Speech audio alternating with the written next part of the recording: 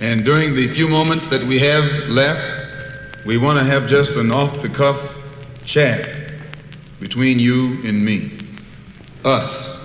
We want to talk right down to earth in a language that everybody here can easily understand. We all agree tonight, all of the speakers have agreed that America has a very serious problem. Not only does America have a very serious problem, but our people have a very serious problem. America's problem is us. We're her problem. The only reason she has a problem is she doesn't want us here. And every time you look at yourself, be you black, brown, red, or yellow, a so-called Negro, you represent a person who poses such a serious problem for America because you're not wanted. Once you face this as a fact, then you can start plotting a course that will make you appear intelligent instead of unintelligent. What you and I need to do is learn to forget our differences. When we come together, we don't come together as Baptists or Methodists. You don't catch hell because you're a Baptist, and you don't catch hell because you're a Methodist. You don't catch hell because you're a Methodist or a Baptist. You don't catch hell because you're a Democrat or a Republican. You don't catch hell because you're a Mason or an Elk. And you sure don't catch hell because you're an American, because if you was an American, you wouldn't catch no hell. You catch hell because you're a black man. You catch hell, all of us catch hell for the same reason. So we are all black people, so-called Negroes, second-class citizens, ex-slaves. You are nothing but an ex-slave. You don't like to be told that. But what else are you? You are ex-slave. You didn't come here on the Mayflower. You came here in a slave ship, in chains, like a horse or a cow or a chicken. And you were brought here by the people who came here on the Mayflower. You were brought here by the so-called pilgrims or founding fathers. They were the ones who brought you here. We have a common enemy. We have this in common. We have a common oppressor, a common exploiter, and a common discriminator. So once we all realize that we have this common enemy, then we unite on the basis of what we have in common. And what we have foremost in common is that enemy, the white man. He's an enemy to all of us. I know some of you all think that some of them aren't enemies.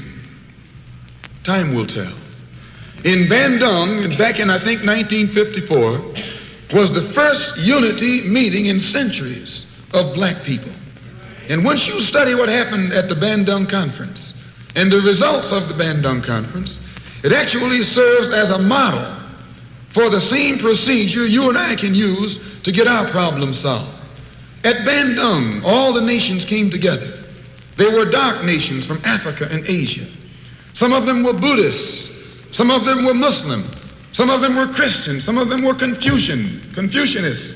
Some were atheists. Despite their religious differences, they came together.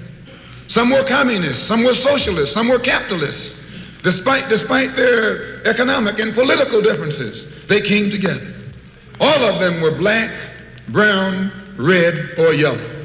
The number one thing that was not allowed to attend the Bandung Conference was the white man.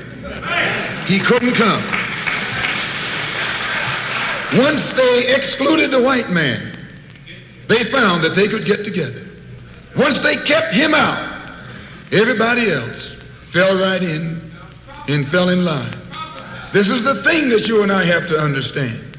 And these people who came together didn't have nuclear weapons. They didn't have jet planes. They didn't have all of the heavy armaments that the white man has, but they had unity. They were able to submerge their little petty differences and agree on one thing, that though one African came from Kenya and was being colonized by the Englishmen, and another African came from the Congo and was being colonized by the Belgian, and another African came from Guinea and was being colonized by the French, and another came from Angola and was being colonized by the Portuguese.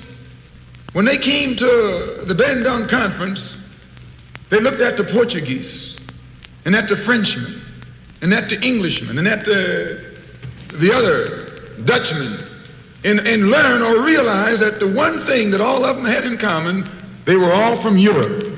They were all Europeans, blonde, blue-eyed, and white-skinned.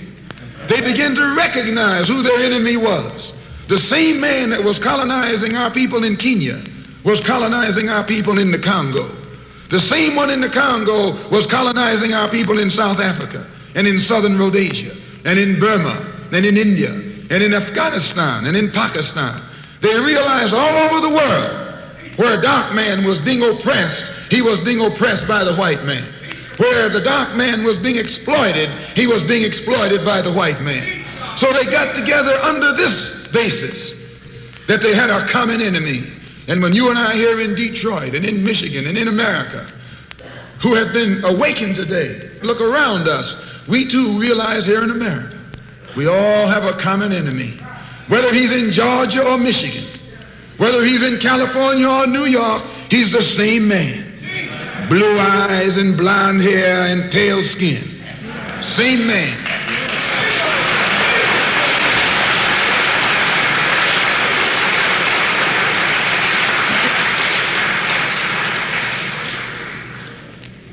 So what we have to do is what they did. They agreed to stop quarreling among themselves. Any little spat that they had, they'd settle it among themselves. Go into a huddle. Don't let the enemy know that you got a disagreement. Instead of us airing our differences in public, we have to realize we're all the same family. And when you have a family squabble, you don't get out on the sidewalk. If you do, everybody calls you uncouth, unrefined, uncivilized, savage. If you don't make it at home, you settle it at home. You get in the closet, argue it out behind closed doors. And then when you come out on the street, you pose a common front, a united front. And this is what we need to do in the community and in the city and in the state. We need to stop airing our differences in front of the white man. Put the white man out of our meeting, number one, and then sit down and talk shop with each other. That's all you got to do.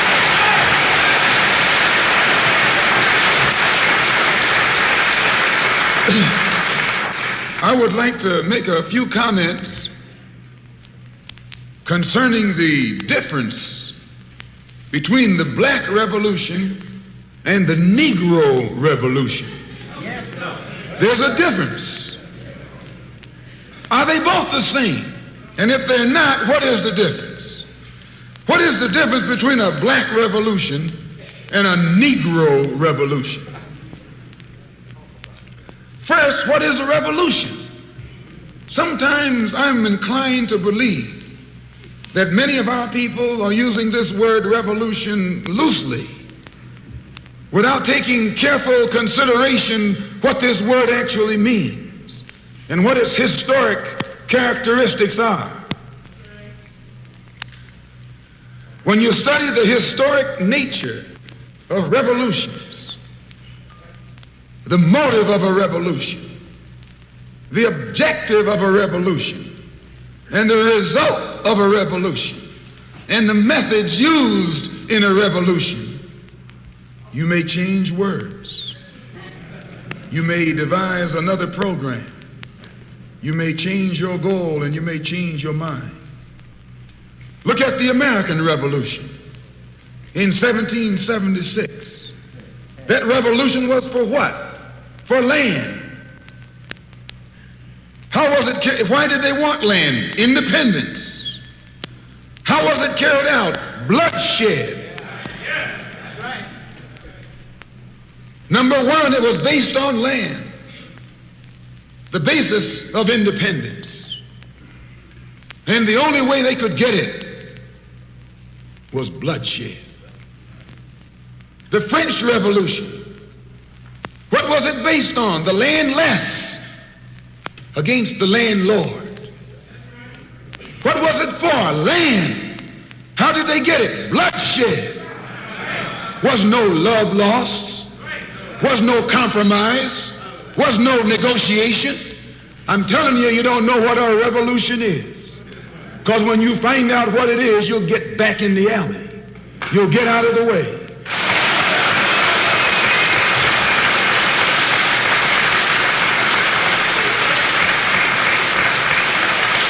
The moment, the Russian Revolution, what was it based on? Land. The landless against the landlord. How did they bring it about? Bloodshed. You haven't got a revolution that doesn't involve bloodshed. And you're afraid to bleed. I said you're afraid to bleed. Long as the white man sent you to Korea, you bled. He sent you to Germany, you bled. He sent you to the South Pacific to fight the Japanese, you bled. You bleed for white people. But when it comes time to seeing your own churches being bombed and little black girls murdered, you haven't got no blood.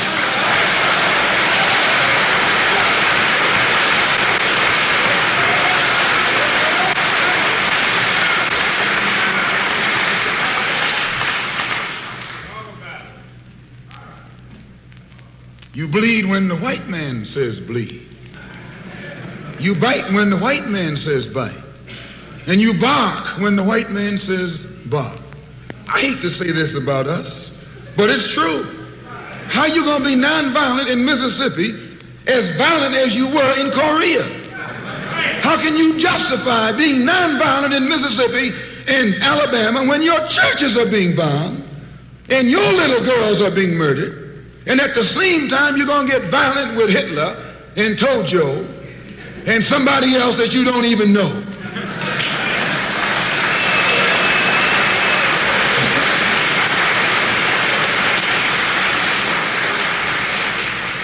If violence is wrong in America, violence is wrong abroad.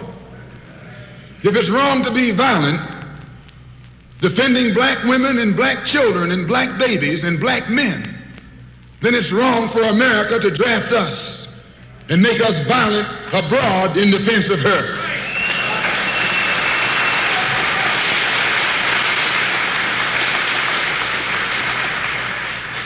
The Chinese Revolution, they wanted land. They threw the British out, along with the Uncle Tom Chinese. Yeah, they did. They set a good example. When I was in prison, I read an article, and don't be shocked when I say I was in prison. You're still in prison.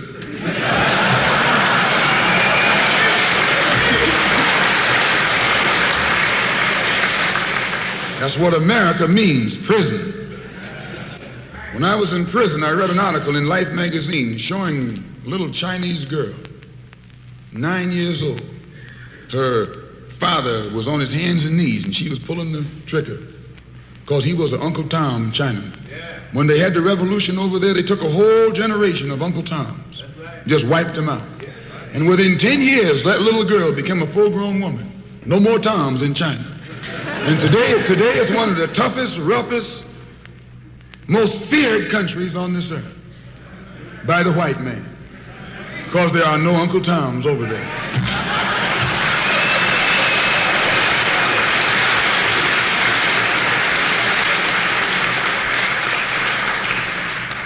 Of all our studies, history is best qualified to reward all research. And when you see that you got problems, all you have to do is examine the historic method used all over the world by others who had problems similar to yours. And once you see how they got theirs straight, then you know how you can get yours straight. Please. There's been a revolution, a black revolution going on in Africa. In Kenya, the Mau Mau were revolutionaries. They were the ones who made the word uhuru. They were the ones who brought it to the fore. The Mau Mau, they were revolutionaries. They believed in scorched earth. They knocked everything aside that got in their path. And their revolution also was based on land, a desire for land. In Algeria, the northern part of Africa, a revolution took place. The Algerians were revolutionists. They wanted land. France offered to let them be integrated into France. They told France to hell with France. They wanted some land, not some France.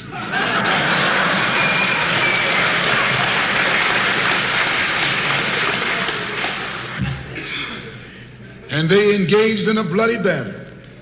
So I cite these various revolutions, brothers and sisters, to show you, you don't have a peaceful revolution. You don't have a turn the other cheek revolution. There's no such thing as a nonviolent revolution.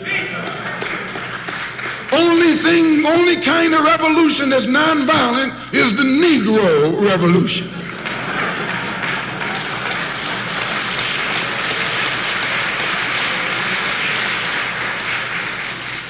The only revolution based on loving your enemy is the Negro revolution.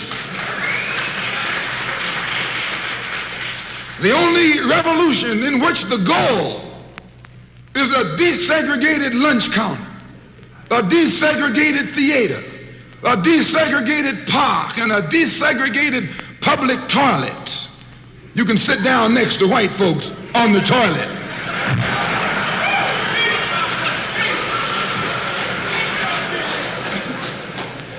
That's no revolution. Revolution is based on land. Land is the basis of all independence.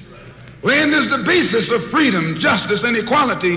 The white man knows what a revolution is.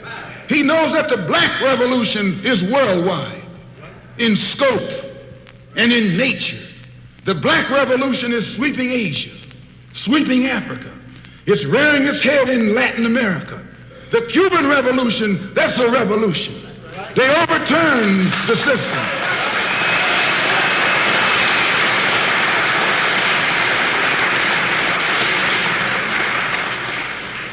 Revolution is in Asia. Revolution is in Africa. And the white man is screaming because he sees revolution in Latin America. How do you think he'll react to you when you learn what a real revolution is? You don't know what a revolution is. If you did, you wouldn't use that word. A revolution is bloody. Revolution is hostile. Revolution knows no compromise. Revolution overturns and destroys everything that gets in its way. And you sitting around here like a knot on the wall saying, I'm going to love these folks no matter how much they hate me. No, you need a revolution.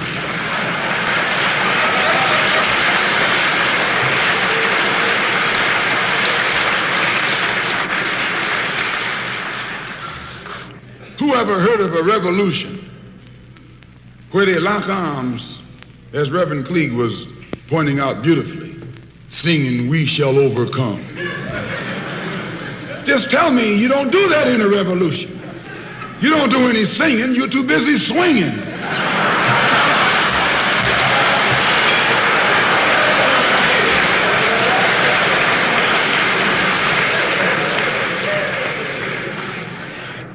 It's based on land. A revolutionary wants land so he can set up his own nation, an independent nation. These Negroes aren't asking for no nation. They're trying to crawl back on the plantation.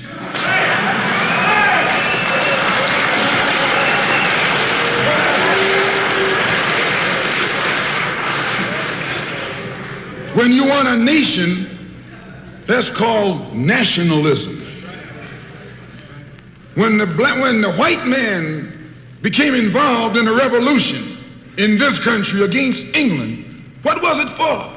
He wanted this land so he could set up another white nation. That's white nationalism. The American Revolution was white nationalism. The French Revolution was white nationalism. The Russian Revolution too, yes, it was white nationalism. You don't think so? Why you think Khrushchev and Mao can't get their heads together? White nationalism. All the revolutions that's going on in Asia, in Africa today are based on what? Black nationalism. A revolutionary is a black nationalist. He wants a nation.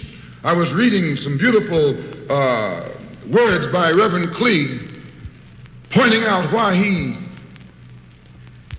couldn't get together with someone else here in the city.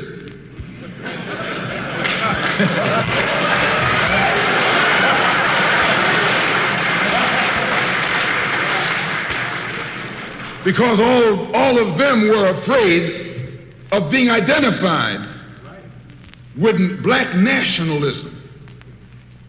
If you're afraid of black nationalism, you're afraid of revolution. And if you love revolution, you love black nationalism.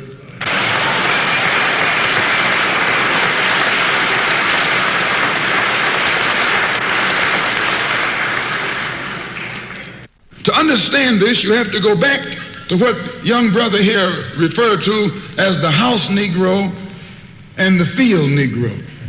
Back during slavery, there was two kinds of slaves. There was the house Negro and the field Negro. The house Negro, they lived in the house with master. They dressed pretty good. They ate good because they ate his food, what he left. They lived in the attic or the basement, but still they lived near their master. And they loved their master more than the master loved himself. They would give their life to save their master's house quicker than the master would. The house Negro, if the master said, we got a good house here, the house Negro said, yeah, we got a good house here. Whenever the master said we, he said we. That's how you can tell a house Negro. If the master's house caught on fire, the house Negro would fight harder to put the blaze out than the master would. If the master got sick, the house Negro would say, what's the matter, boss? We sick. We sick.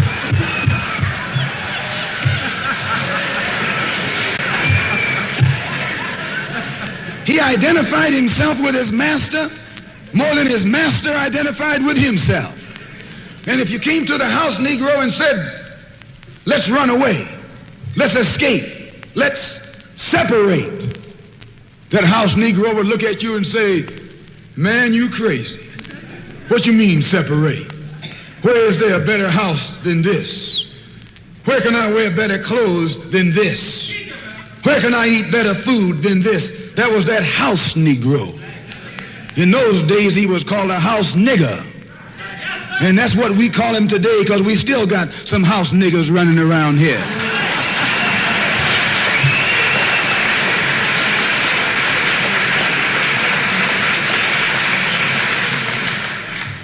This modern house Negro loves his master. He wants to live near him. He'll pay 3 times as much as the house is worth just to live near his master.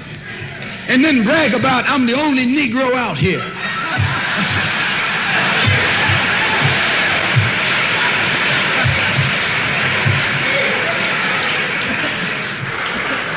I'm the only one on my job. I'm the only one in this school. You nothing but a house Negro. And if someone come to you right now and say, let's separate, you say the same thing that the house Negro said on the plantation. What you mean separate? From America? This good white man? Where you gonna get a better job than you get here? I mean, this is what you say. I ain't left nothing in Africa. That's what you say. Why, you left your mind in Africa.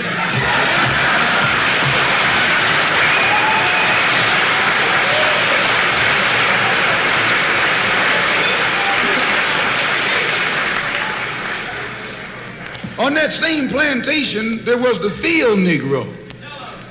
The field Negro, those were the masses. There was always more Negroes in the field than there was Negroes in the house. The Negro in the field caught hell. He ate leftovers. In the house, they ate high up on the hog. The Negro in the field didn't get nothing but what was left of the insides of the hog. They call them chitlins nowadays. In those days, they call them what they were, guts. That's what you were, a gut eater. And some of you all still gut eaters.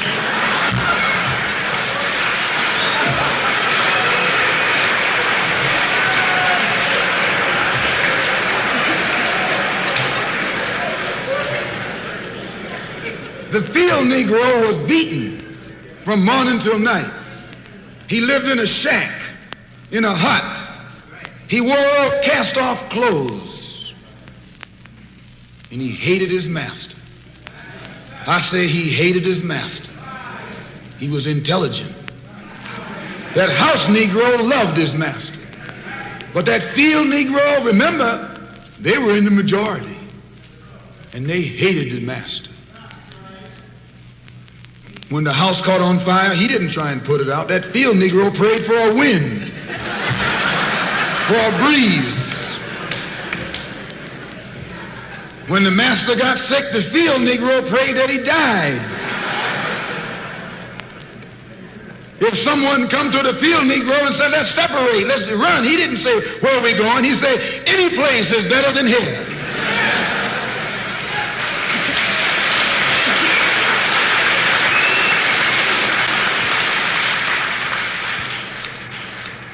You got field Negroes in America today. I'm a field Negro. The masses are the field Negroes. When they see this man's house on fire, you don't hear these little Negroes talking about our government is in trouble. They say the government is in trouble.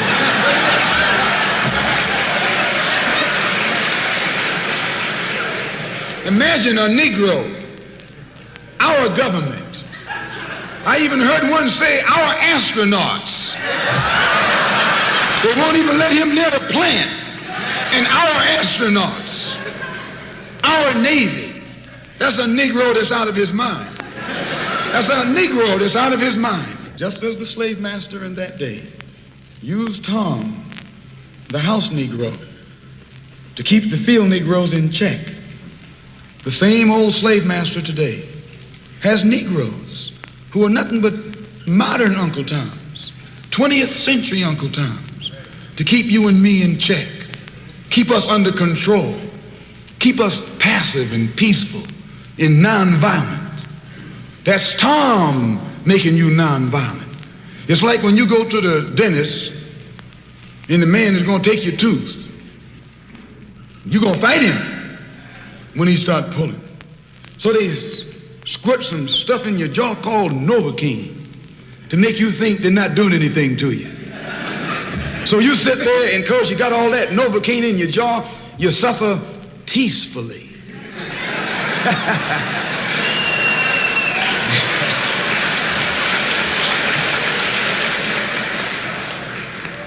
Blood running all down your jaw. And you don't know what's happening. Because someone has taught you to suffer peacefully. The white man do the same thing to you in the street. When he want to put knots on your head and take advantage of you and don't have to be afraid of you fighting back, to keep you from fighting back, he get these old religious Uncle Toms to teach you and me. They're just like Novocaine, suffer peacefully. Don't stop suffering, just suffer peacefully. As Reverend Cleek pointed out, let your blood flow in the streets. This is a shame. And you know he's a Christian preacher. If it's a shame to him, you know what it is to me.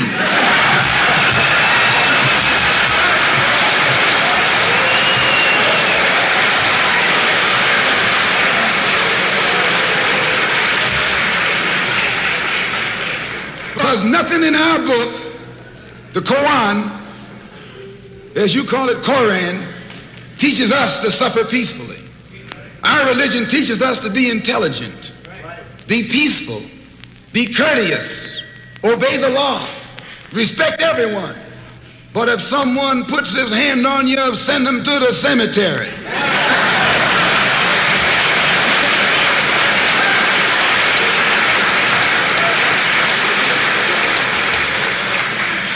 That's a good religion. In fact, that's that old-time religion.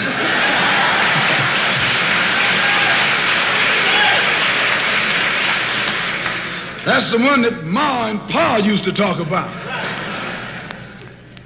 An eye for an eye, and a tooth for a tooth, and a head for a head, and a life for a life. That's a good religion. And then anybody, no one resents that kind of religion being taught but a wolf who intends to make you his meal. This is the way it is with the white man in America. He's a wolf, and you are sheep. Anytime a shepherd, a pastor, teach you and me not to run from the white man, and at the same time teach us don't fight the white man, he's a traitor to you and me. Don't lay down our life all by itself. No. Preserve your life. It's the best thing you got. And if you got to give it up, let it be even Stephen.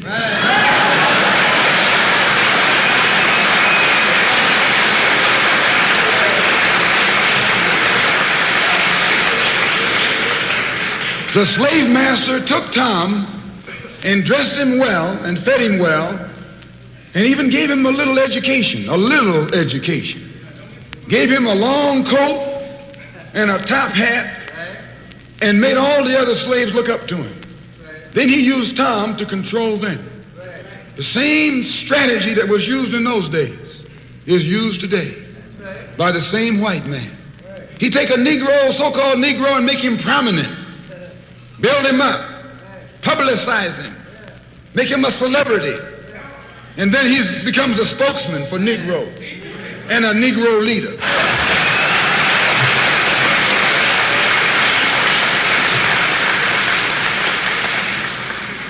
I would like to just mention one thing else quickly, and that is the method that the white man uses. How the white man uses these big guns or Negro leaders against the black revolution. They are not a part of the black revolution. They're used against the black revolution. When Martin Luther King failed to desegregate Albany, Georgia, the civil rights struggle in America reached its low point. King became bankrupt almost as a leader. Plus, even financially, the Southern Christian Leadership Conference was in financial trouble. Plus, it was in trouble, period, with the people when they failed to desegregate Albany, Georgia. Other Negro civil rights leaders of so-called national stature became fallen idols. As they became fallen idols, began to lose their prestige and influence, local Negro leaders began to stir up the masses. In Cambridge, Maryland, Gloria Richardson. In Danville, Virginia, and other parts of the country, local leaders begin to stir up our people at the grassroots level. This was never done by these Negroes whom you recognize of national stature. They controlled you, but they never incited you or excited you. They controlled you, they contained you. They kept you on the plantation. As soon as King failed in Birmingham, Negroes took to the streets. King got out and went out to California to a big rally and raised about, I don't know how many thousands of dollars. Come to Detroit and had a march and raised some more thousands of dollars. And recall, right after that, Wilkins attacked King, accused King and the Corps of starting trouble everywhere and then making the NAACP get him out of jail and spend a lot of money, and then he accused King and Corps of raising all the money and not paying it back. This happened. I got it in documented evidence in the newspaper. Roy started attacking King, and King started attacking Roy, and farmers started attacking both of them. And as these Negroes of national stature begin to attack each other, they begin to lose their control of the Negro masses. And Negroes was out there in the streets. They was talking about, we're going to march on Washington. By the way, and right at that time, Birmingham had exploded, and the Negroes in Birmingham, remember, they also exploded. They began to stab the crackers in the back and bust them upside the head. Yes, they did. That's when Kennedy sent in the troops down in Birmingham. So, and right after that, Kennedy got on the television and said, this is a moral issue. That's when he said he's going to put out a civil rights bill. And when he mentioned civil rights bill and the Southern crackers started talking about they were going to boycott it or filibuster it, then the Negroes started talking about what? We're going to march on Washington, march on the Senate, march on the White House, march on the Congress, and tie it up, bring it to a halt. Don't let the government proceed. They even said they was going to go out to the airport and lay down on the runway and don't let no airplanes land. I'm telling you what they said. That was revolution. That was revolution. That was the black revolution. It was the grassroots out there in the street. Scared the white man to death. Scared the white power structure in Washington, D.C. to death. I was there. When they found out that this black steamroller was going to come down on the Capitol, they called in Wilkins. They called in Randolph. They called in these national Negro leaders that you respect and told them, call it off. Kennedy said, look, y'all letting this thing go too far. And old Tom said, boss, I can't stop it because I didn't start it.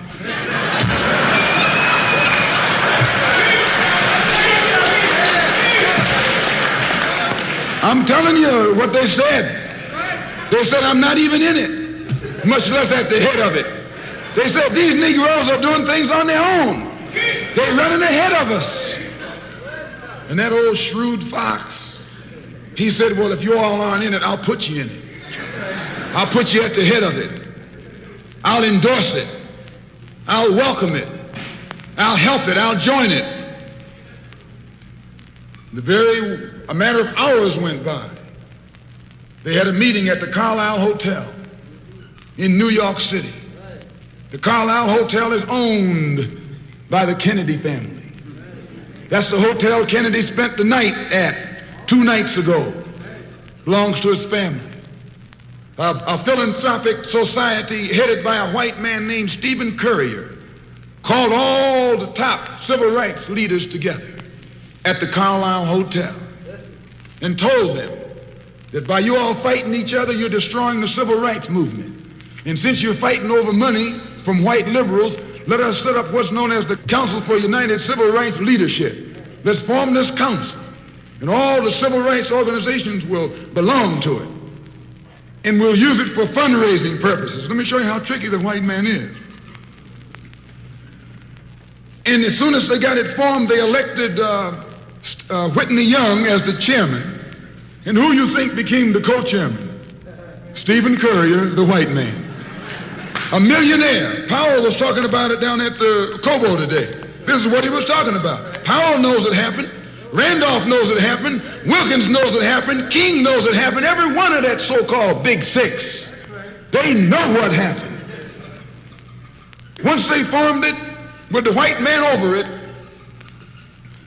he promised them and gave them $800,000 to split up between the Big Six, and told them that after the march was over, they'd give them $700,000 more.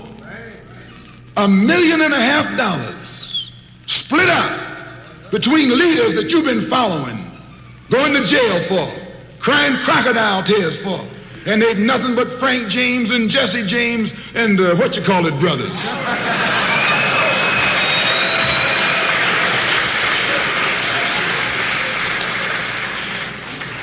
Soon as they got the setup organized, the white men made available to them top public relations experts, opened the news media across the country at their disposal, and then they began to project these Big Six as the leaders of the march. Originally, they weren't even in the march. You was talking this march talk on Hastings Street. Is Hastings Street still here? On Hastings Street. You was talking the march talk on Lenox Avenue, and down on Fillmore Street, and Central Avenue, and 42nd Street, and 63rd Street. That's where the march talk was being talked. But the white man put the Big Six ahead of it, made them the march. They became the march. They took it over. And the first move they made after they took it over, they invited Walter Reuther, a white man. They invited a priest, a rabbi, and an old white preacher. Yes, an old white preacher. The same white element that put Kennedy in power, labor, the Catholics, the Jews, and liberal Protestants. Same clique that put Kennedy in power joined the March on Washington. It's just like when you got some coffee that's too black, which means it's too strong. What you do, you integrate it with cream.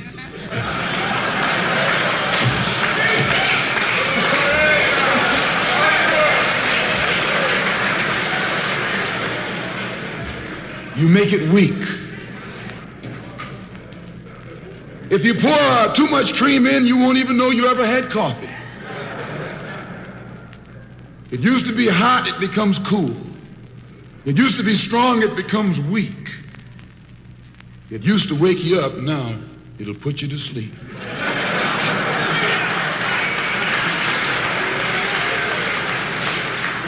This is what they did with the March on Washington. They joined it.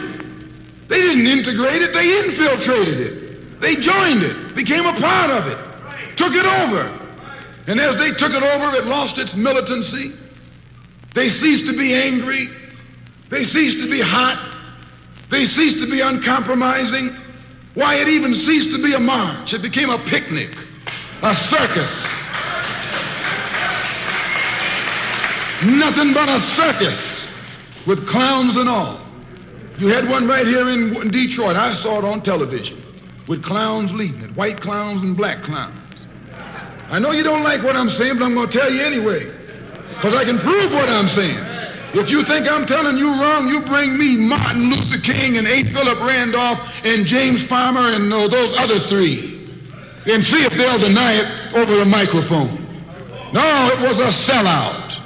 It was a takeover. When James Baldwin came in from Paris, they wouldn't let him talk because they couldn't make him go by the script. Burt Lancaster read the speech that Baldwin was supposed to make. They wouldn't let Baldwin get up there because they know Baldwin liable to say anything. They controlled it so tight, they told those Negroes what time to hit town, how to come, where to stop, what sign to carry, what song to sing, what speech they could make and what speech they couldn't make, and then told them to get out of town by sundown.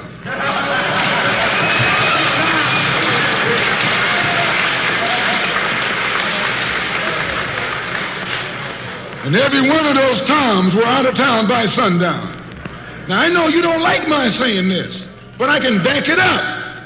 It was a circus, a performance. It beat anything Hollywood could ever do. The performance of the year. Ruther and those other three devils should get a Academy Award for the best actors because they acted like they really loved Negroes and fooled a whole lot of Negroes. And the 6 Negro leaders should get an award, too, for the best supporting cast.